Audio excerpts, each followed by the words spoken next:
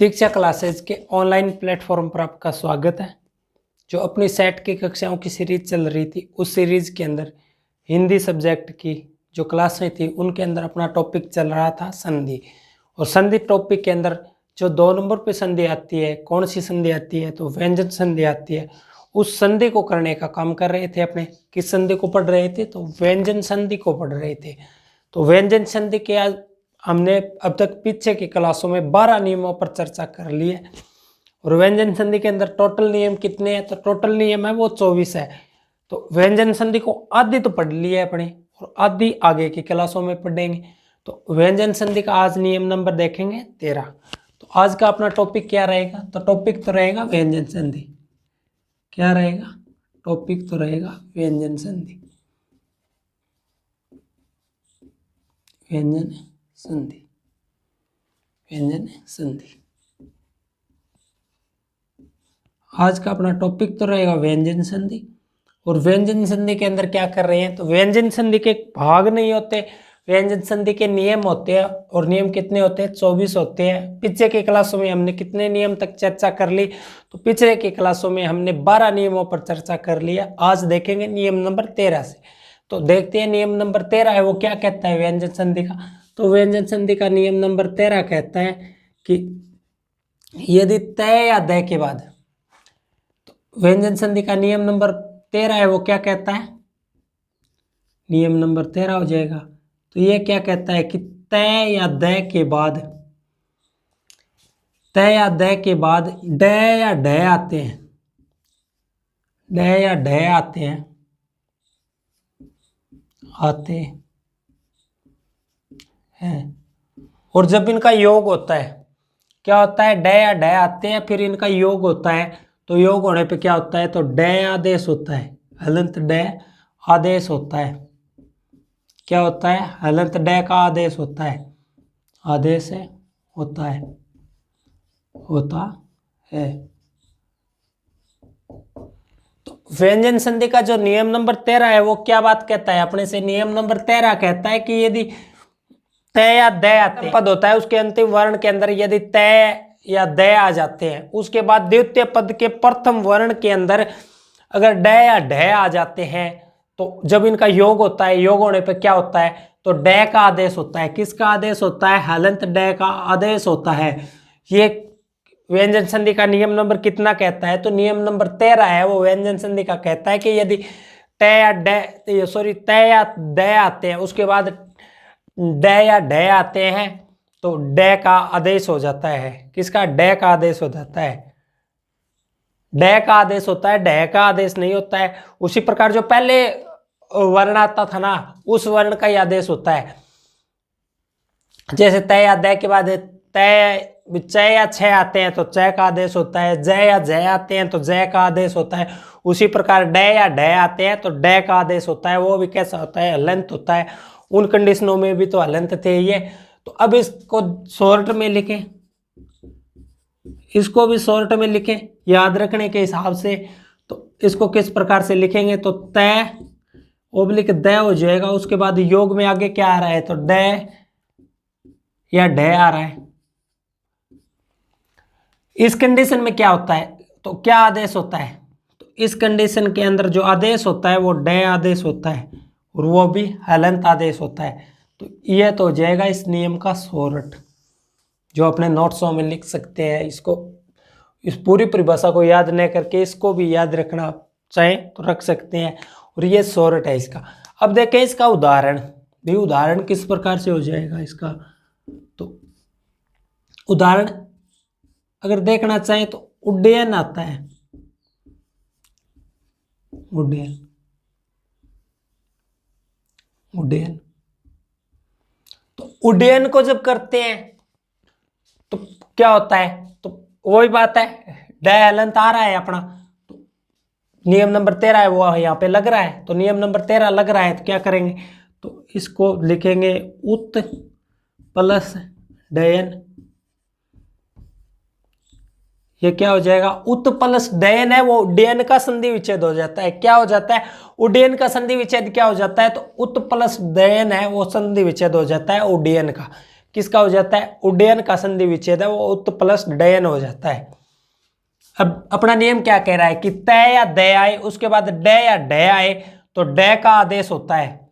तो यहाँ पे क्या प्राप्त हो रहा है अपने को, यहाँ पे तय प्राप्त हो रहा है तो क्या करेंगे, तय की जगह ड का आदेश कर देंगे, फिर इधर डयन प्राप्त है अपने पास, डयन लिख देंगे, इधर डयन लिख दिया। अब इसके बाद इसको आगे करें तो आगे क्या होगा, डयलंत लिख देंगे, उसके बाद डयन लिख देंगे। किस शब्द का निर्माण हो जाएगा अपने पास, तो अपने पास जो शब्द का निर्माण हो जाएगा वो उड्डयन शब्द का निर्माण हो जाएगा। किस शब्द का निर्माण हो जाएगा, तो उड्डयन शब्द का निर्माण हो जाएगा। अब एग्जाम के अंदर एग्जामिनर इसको किस प्रकार से घुमा सकता है क्वेश्चन को, क्योंकि एग्जामिनर घुमा के क्वेश्चन देगा तो किस प्रकार से देगा इसको, तो या तो उड्डयन का संधि विच्छेद पूछ लेगा अपने से, ये तो नॉर्मल हो जाएगा। उड्डयन का संधि विच्छेद पूछेगा तो अपना नियम नंबर 13 क्या कहता है, तो नियम नंबर 13 कहता है कि तय या दय के बाद ड या ढ आते हैं तो हलंत ड का आदेश होता है। क्या होता है, हलंत ड का आदेश होता है। तो वो अपने को दिखाई दे रहा है कि ड और ड दो बार आ रहे हैं तो यहाँ पे हलंत ड का आदेश हुआ है। हलंत ड का आदेश हुआ है तो किस नियम से हुआ है, तो तय या द के बाद ड या ढ आते हैं तो ड का आदेश होता है। क्या होता है, आदेश होता है। तो यहाँ पे तय की जगह ड का आदेश करके उड्डयन हो जाएगा। तो उड्डयन का संधि विच्छेद पूछता है तो उत प्लस डयन हो जाएगा। अब अगर संधि विच्छेद देके ये दे देगा अपने को, यहाँ से दे देगा उड्डयन उत प्लस डयन, उसके बाद शब्द निर्माण पूछ लेगा कि किस शब्द का निर्माण होगा, तो उत प्लस डयन के योग से किस शब्द का निर्माण होगा, तो उड्डयन शब्द का निर्माण होगा। क्योंकि तय या द के बाद ड या ढ आते हैं तो हलंत ड का आदेश होता है। इस आधार पे उड्डयन शब्द का निर्माण हो जाएगा। अब अगर उड्डयन शब्द के अंदर तीसरे तरीके से पूछेगा तो संधि पूछ लेगा, तो संधि पूछ लेगा तो दोनों व्यंजन है, व्यंजन व्यंजन का योग होता है तो संधि कौन सी होती है, तो संधि है वो व्यंजन संधि हो जाती है। कौन सी संधि होती है, व्यंजन संधि हो जाती है। देखें तो डमरू भवड़ डमरू। अब इसको करें, इसको किस प्रकार से करेंगे, ये इसी प्रकार से हो जाएगा। ड वो किसकी जगह आदेश हुआ है, तो तय या द के बाद ड आया है तो उसके कारण यहाँ पे ड आदेश हुआ है। तो डमरू को वैसे का वैसा लिख देंगे, जैसा अपने पास प्राप्त है उस प्रकार से डमरू लिख देंगे। अब इसकी जगह अपना नियम लगा के देखें आगे तक, तो यहाँ पे प्लस डमरू,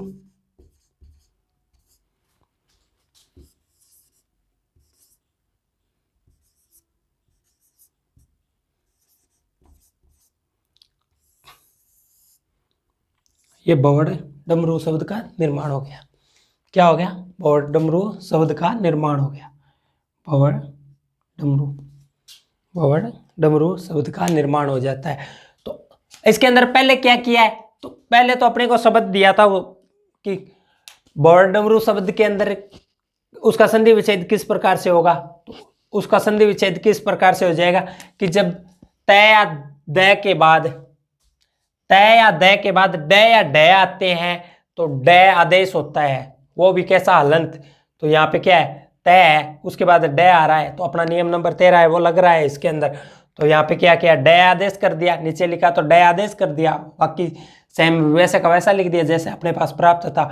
जब इसको लिखा देवनागरी लिपि में तो ये इस प्रकार से भवड़ डमरू शब्द का निर्माण हो गया। किस शब्द का निर्माण हो गया, तो भवड़ डमरू शब्द का निर्माण हो गया। अब एग्जामिनर क्या करेगा, या तो भवड़ डमरू शब्द दे के इसकी संधि विच्छेद पूछ लेगा तो क्या हो जाएगा, भवत हो जाएगा। भवत शुरुआत के अंदर हो जाएगा प्रथम पद के अंदर, और द्वितीय पद के अंदर है वो डमरू होगा। तो भवत प्लस डमरू इसका संधि विच्छेद हो जाएगा। और या फिर एग्जामिनर क्या करेगा, तो इसके अंदर संधि पूछ लेगा, संधि पूछेगा तो दोनों तरफ व्यंजन व्यंजन मिल रहे हैं। जब व्यंजन व्यंजन का योग होता है तो संधि कौन सी होती है, तो संधि होती है व्यंजन संधि। जब व्यंजन व्यंजन का योग होता है तो संधि कौन सी होती है, व्यंजन संधि होती है। तो ये अपना था व्यंजन संधि का नियम नंबर 13। तो व्यंजन संधि का नियम नंबर 13 है वो अपने से क्या कहता है कि व्यंजन संधि का नियम नंबर 13 कहता है कि यदि तय या द के बाद तय या दय के बाद ड या ड आते हैं तो ड आदेश होता है, ड आदेश होता है। ये फिर इसका शॉर्ट लिखा तय या द, उसके बाद ड या ढ, तो आदेश क्या होता है, तो आदेश ड होता है। क्या होता है, ड आदेश होता है। ये इसके उदाहरण थे दो, उड्डयन और भंवर डमरू। इसके अंदर क्या करेगा, तो या तो इन शब्दों को देके अपने से संधि विच्छेद पूछ लेगा, दोनों में से कोई सा शब्द देके संधि विच्छेद पूछ लेगा, या फिर क्या करेगा, दोनों में से किसी का संधि विच्छेद देके और किस शब्द का निर्माण होगा वो पूछ लेगा अपने से, या फिर दोनों के अंदर संधि पूछ लेगा कि संधि कौन सी है। तो जब व्यंजन व्यंजन का योग दोनों में सेम हो रहा है, व्यंजन व्यंजन का योग होता है, तो संधि कौन सी होती है, तो व्यंजन संधि होती है। कौन सी संधि होती है, व्यंजन संधि होती है। अब देखें अपना नियम नंबर 13, तो नियम नंबर 13 है वो क्या, सॉरी नियम नंबर 14, तो नियम नंबर 14 है वो क्या कहता है अपने से, तो नियम नंबर 14 कहता है कि यदि तय या दय के बाद, यदि तय या दय के बाद लय आता है, क्या आता है, तय या दय के बाद लय आता है, तो आदेश किसका होता है, तय या दय के बाद यदि लय आता है तो आदेश किसका होता है, तो आदेश होता है लय का। वो भी लय कैसा होता है, वो भी लय होता है, वो भी हलंत होता है। तय या दय के बाद यदि लय आता है तो आदेश किसका होता है, तो हलंत लय का आदेश हो जाता है। तो नियम नंबर 14 है वो अपने से क्या कहता है, तो नियम नंबर 14 कहता है कि यदि तय या दय के बाद, तय या दय के बाद लय आता है तो जाएगा यहाँ तय या दय के बाद यदि लय आता है तो लय का आदेश होता है। किसका आदेश होता है, हलंत लय का आदेश हो जाता है। अभी इसको भी शॉर्ट में लिखें, तो शॉर्ट में इसको किस प्रकार से लिखेंगे, तो इसको शॉर्ट में लिखेंगे, तो शॉर्ट में लिख देंगे इसको कि तय उबलिक दय, और उसके बाद योग के अंदर क्या आ रहा है, आगे लय आ रहा है, तो लय आ रहा है तो आदेश किसका हो जाएगा इसके अंदर, तो आदेश हलंत लय का हो जाएगा, हलंत लय आदेश। ये क्या है, ये इसका शॉर्ट हो जाएगा। इस पूरे का शॉर्ट क्या है, तो इसका शॉर्ट ये है कि तय या दय आता है, क्या आता है, तय या दय आता है, उसके बाद यदि लय आ जाता है तो हलंत लय का आदेश हो जाता है। ये व्यंजन संधि का नियम नंबर 14 कहता है अपने से। कौन सा नियम कहता है, तो नियम नंबर 14 है व्यंजन संधि का। वो कहता है कि यदि तय या दय आता है उसके बाद लय आ जाता है, हलंत लय का आदेश हो जाता है। जब इसका उदाहरण देखें, उदाहरण तो उल्लेख, उल्लेख शब्द दे दिया आपने से और इसका संधि विच्छेद पूछ ले, तो किस प्रकार से करेंगे, तो लय आ रहा है इधर और अपना नियम क्या कह रहा है, लय आता है तो हलंत लय का आदेश होता है, तो इसका संधि विच्छेद किस प्रकार से करेंगे, तो इसका संधि विच्छेद हो जाएगा उत प्लस लेख, उत प्लस लेख। अब इन दोनों के बीच में,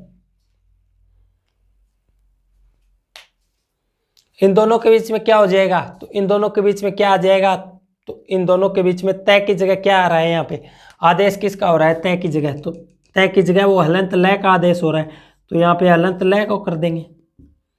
इसके बाद लेख अपने पास पहले से प्राप्त है तो लेख कर देंगे। जब इसको देवनागरी लिपि के अंदर लिखेंगे तो ये इस प्रकार से उल्लेख शब्द प्राप्त हो जाएगा।